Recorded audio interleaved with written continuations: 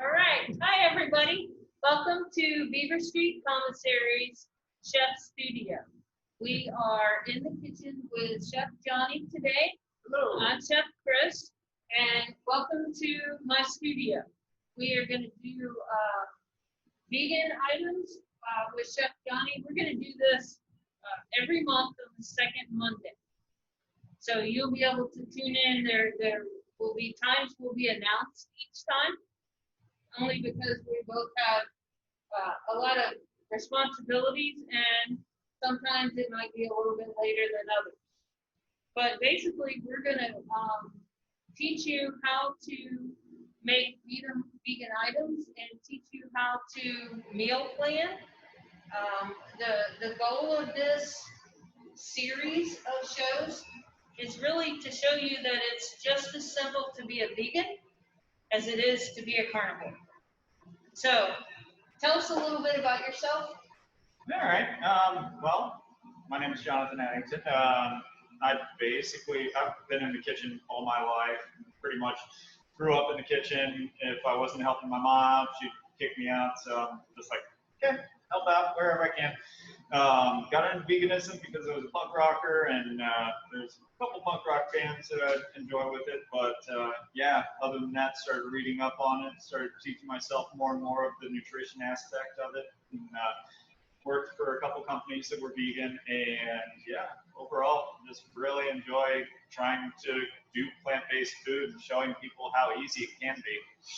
That's awesome. Johnny and I first met probably 8 years ago. Yeah. Somewhere between 8 and 10 years ago. Mm-hmm. And he was he was executive chef for a vegan company that worked out of the commissary. And we're a shared kitchen space here. And Johnny and I met, and then they grew out of the commissary, and then Johnny went other places, but we always seem to reconnect. I respect his work, especially with the festival each year here in town. It's been amazing. I've had 2 food trucks at it, and I love it. And I've been a participant in it, and I've been a consumer. So it's been a fantastic addition to Jacksonville's festival. Yes.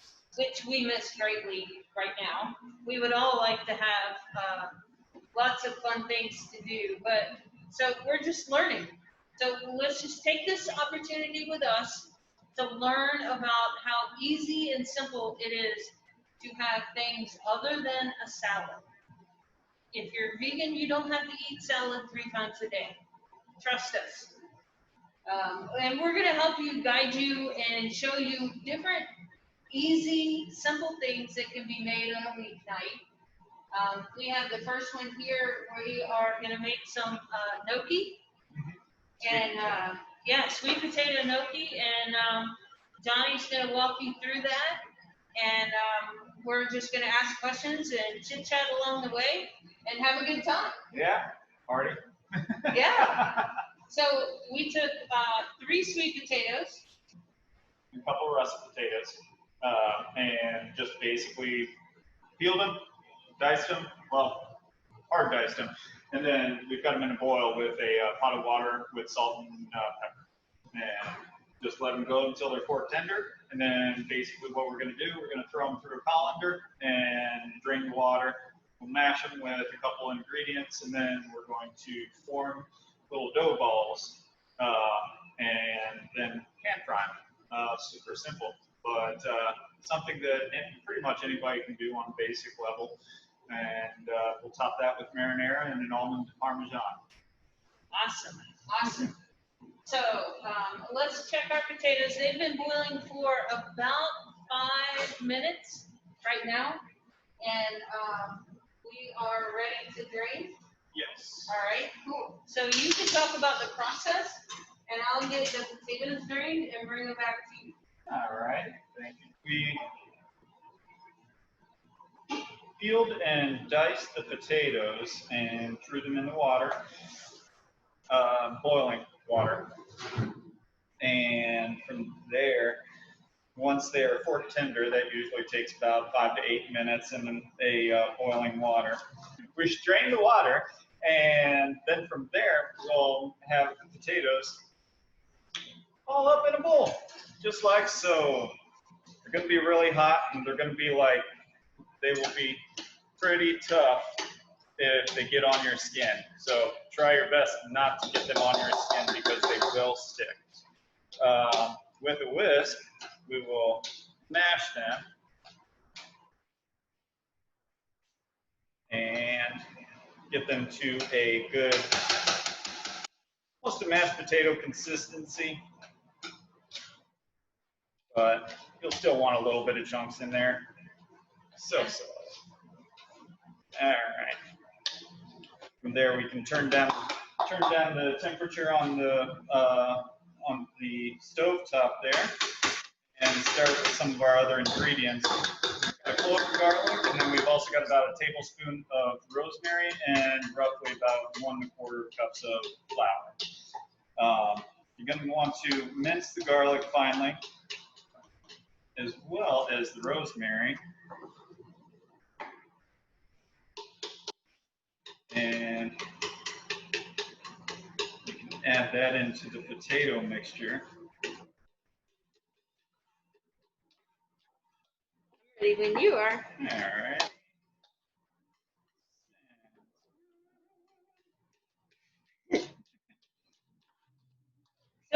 So when you first started your journey on being plant-based, Yes.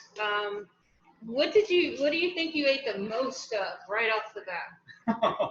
I made the mistake of going with the like the alternatives, like the chicken and just random like Gardein products, or the early on Gardein products. I've been at it for about 13 years, and those don't really have the nutrition that you're intended to have. And so from there, basically education with E. Cornell with a plant-based nutrition.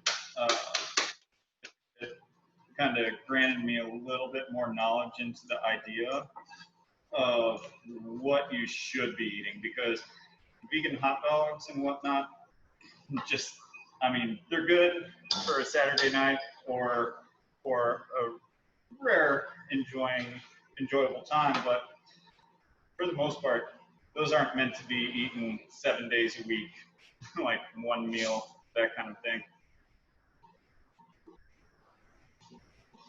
But thank you. You're welcome. But yeah, from there, I kind of graduated into a lot of comfort food and whatnot, but also throwing a lot of plant-based ingredients in there, like mac and cheese, for instance. You can make that with potatoes, onions, carrots, and nutritional yeast, whatnot, and instead of like your traditional cheese or dairy product, that kind of thing. And from there, Yeah, I find nutritional yeast is really good in my tofu scrambles and in my cashew cheese or my the potato carrot cheese. I think that nacho cheese is my favorite. yes. You can add some fresh roasted jalapenos. Oh, so good. Yeah, I mean there's so many different seasoning. You learn what seasoning is, I think, Yes. when you go plant-based, because you're not eating pre-made, a lot of preservatives is the word I'm looking for. Right. You're not eating a lot of shelf-stable items. You're eating a lot fresher. Yes. And what happens is you get to a point where you're enjoying your food. Yeah, exactly it. And I mean, your palate kind of adjusts after a while. Yeah. You give it a few weeks, and I mean, it's incredible what you can do. Yeah, I mean, it really is. And I can't say as I'm a big fan of like you said, the different chicken products, the different freezer items. Right. But it's nice once in a while to throw something like that in, because most of the seasonings that I use and probably you use don't have a lot of salt. Right. Yeah, I mean, sodium's nice, but I mean, that again is just one of those preservatives that you can kind of cut out a lot of. Yeah. But some of these chicken substitutes or whatever else, they're going to have a massive amount of sodium in them. Yeah, the substitute items are quite salty. Yeah. And you don't notice it until you stop or slow down your salt intake. Right. You don't notice it until, in case you need a little bit more. Yeah. You don't really notice it. So the consistency that Johnny is going for here is kind of like a paste. Right. He's making a sweet potato with a few russets mixed in, and we're going to turn this into a gnocchi, which is basically a potato pasta. And in order to do that, we have to add quite a bit of flour. Now, you can do this, and you definitely want it to stick to the spoon. Mm-hmm. You can do this with almond flour. Mm-hmm. You can do this gluten-free. Right. So you don't have to worry about that. So Johnny's gonna make a couple gnocchi balls. Basically, you can use a spoon or even your hand, that kind of thing. You wanna dust your hand? Yeah. Go. There you go. That helps. Little dusting. And don't be afraid to play with your food. That's the real fun. Is now you've been told all your life not to play with your food. And now we're going to tell you to play with it. Play with your food. Yeah. All right. So you got a little nugget like that here. Oh, it's behind you. There we go. You want to make it look fancy? Yeah. We always want fancy around here. All right.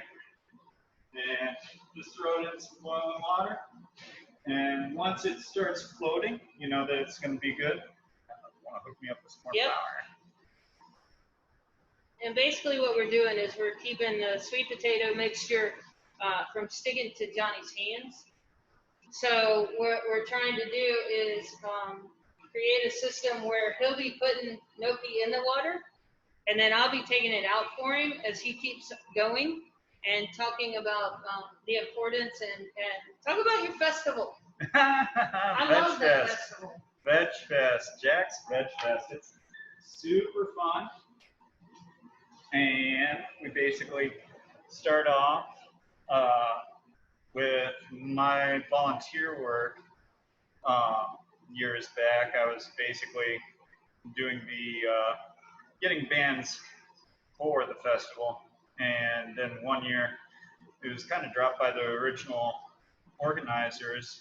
Well, not dropped, I should say, but rather it was canceled abruptly. I got worried that the general public would be disappointed in this, and so from there, kind of picked up the ball and ran with it, and tried to do something that was a little bit more DIY, low-key, that kind of thing.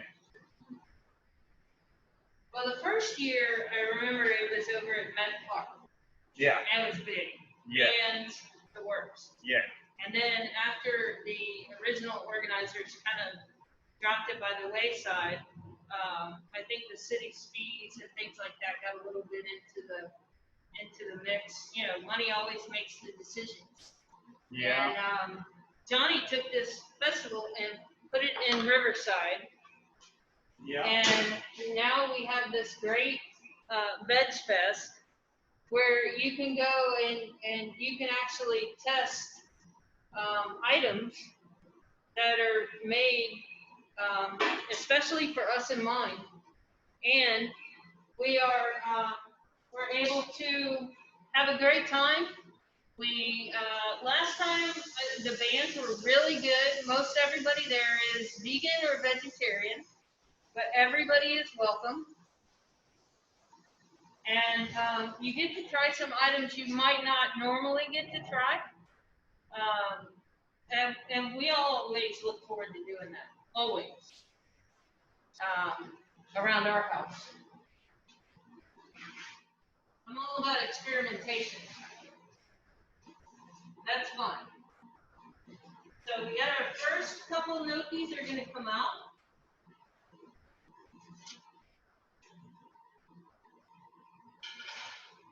We're going to heat this skillet. It has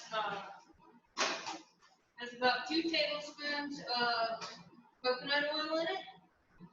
And we're going to let that get hot. And then we're going to slide some gnocchi in it. In the meantime, I'm going to let it sit right here. We're almost floating all the way across.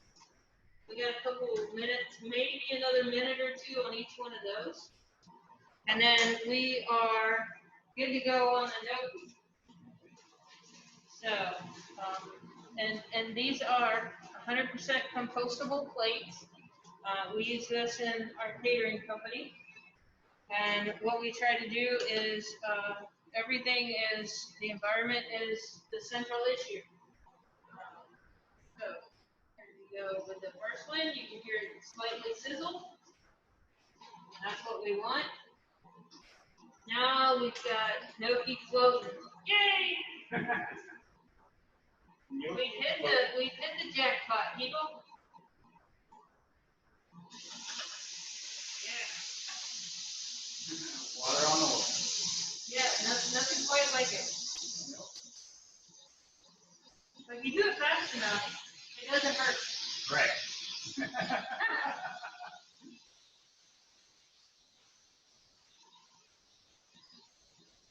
Now, you can buy gnocchi made, but you can also keep this in your refrigerator. And then all you're doing is dropping some gnocchi in some boiling water. Yep. And you've got a quick 15-minute meal at home. Right. And there's you can use organic. Obviously, we use organic everything here, but you can use organic items. You can use organic. You can use different flours. You can use all kinds of fun things just to keep it clean. And to do your part in everything. Perfect. Yeah. So we basically, as you can see here, we basically have the gnocchi in the skillet. And we're just going to warm that, crisp it on both sides. And then we're going to lay some on here with some fresh marinara.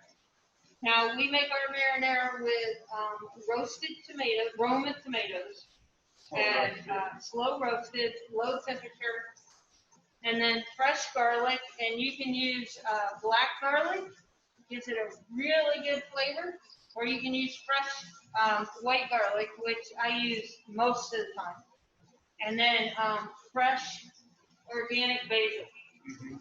So we do that and pour that over top. And then we have some almond parmesan. Explain, some people may not understand where you get it or what it is. Okay.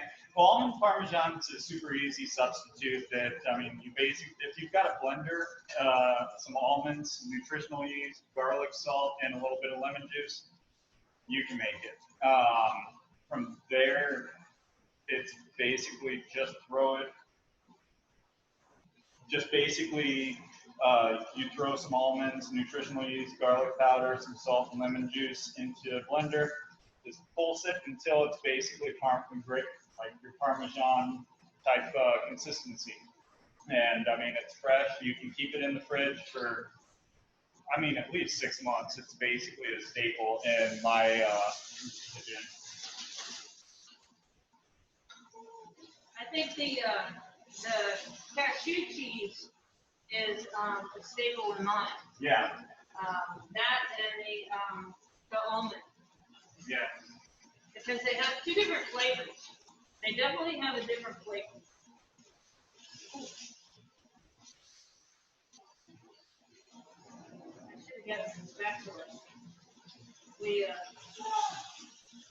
like to test things around here, you know? MacGyver. Yeah. Like to test our ability to react on our feet. Thanks, man. My pleasure. Thank you. That's one thing about a kitchen is you always have to be very, very reactionary. Yeah. Work with what you've got. Yeah, definitely. And these are going to be really good. They got a little bit of crispness on the one side, and now we're going to crisp the other side. And then we're going to take those out and plate them.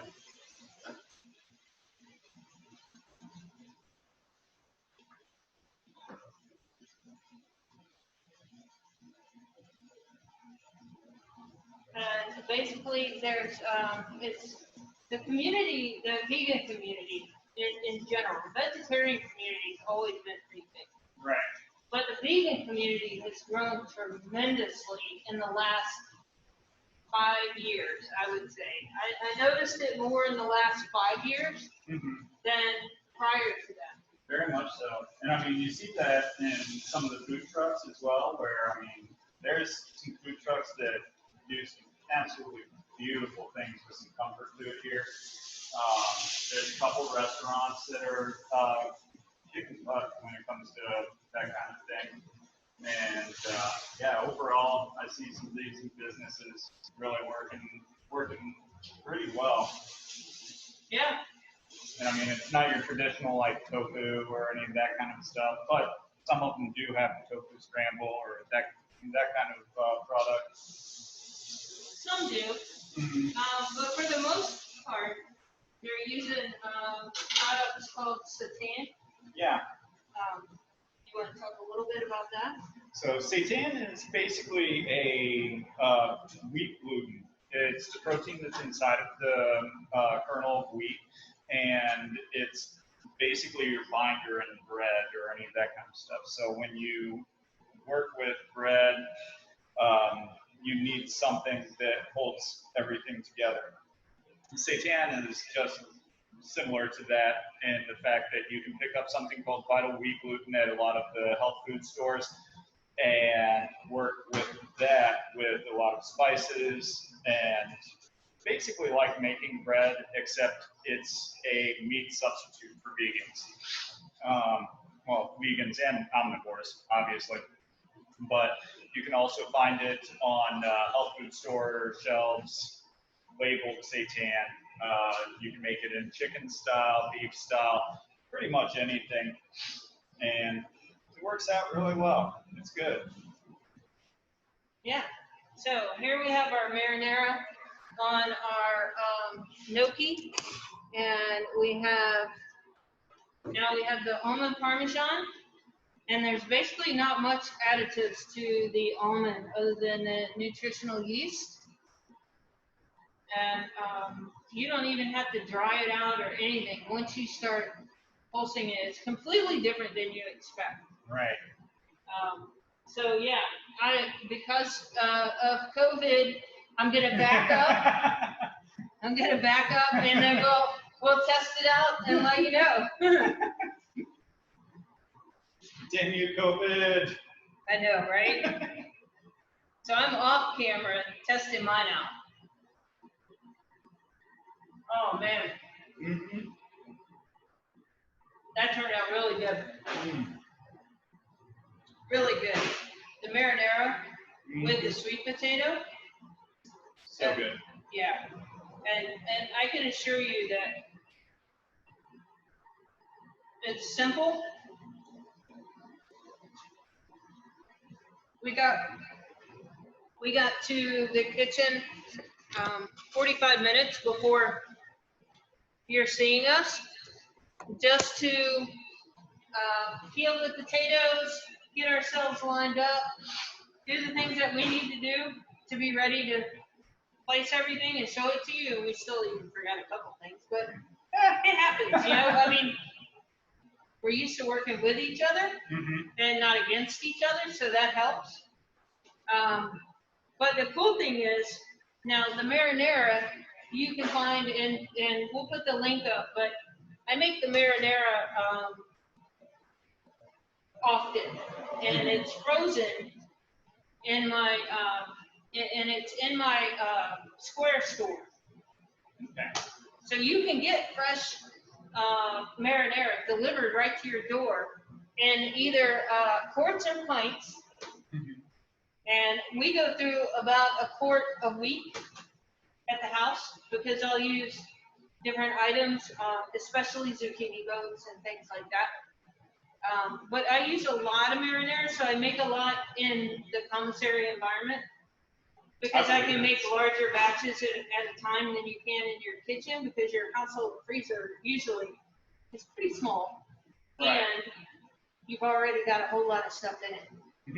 I believe it. It's delicious. Yeah, and so we have that in our store, and then we will feature this item.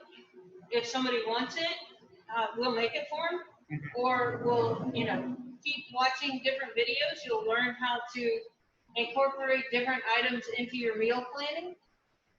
And it's like we said, though, I mean, you literally can throw this together in a half an hour and have dinner for your whole family. Throw some salad on the side, or I like roasted vegetables. I keep roasted vegetables at home all the time, especially in the summer. Because you've got fresh squash, you've got fresh zucchini, you've got some beautiful onions out there that are amazing. Right. Some bok choy, different things like that. Roast them up, make them in different meal plan containers, and then you just simply warm everything. Even right out of the refrigerator. Yeah. But I don't want people to think I'm weird. I'm eating this stuff cold. That happens. True. It happens all the time. When you're hungry, you're hungry. Exactly. It doesn't matter. But yeah, like Johnny said, it's fine to eat things that are processed once in a while, but it's so much better to eat the things that you know where it came from. You can get fresh produce delivered to your house right now if you're concerned about COVID. You can come to the farmer's market, which is right down the street from us on Beaver Street. You just have to get used to which booths to go to, which ones have organic, things like that. And you basically can make your meals on the weekends for the whole week. Typical of meal planning. But if you are like us, where your busiest time is the weekend, then Monday afternoon is perfect. It's a perfect relaxation thing. Yes. Relax, have some wine, make enough gnocchi for a couple of meals, and then freeze the batter. Freeze it. You don't have to use it all up at once. A lot of people forget to use their freezer for things. You're not necessarily freezing the vitamins out of it. Right. What you're doing is stretching your shelf life. The nutrition's still there. Right. So, thanks for joining us at the Beaver Street Commissary Chef Studio. For Chef Johnny and myself, we thank you for coming and thank you for spending a few minutes with us. And keep veganing. Keep veganing. Is that a term?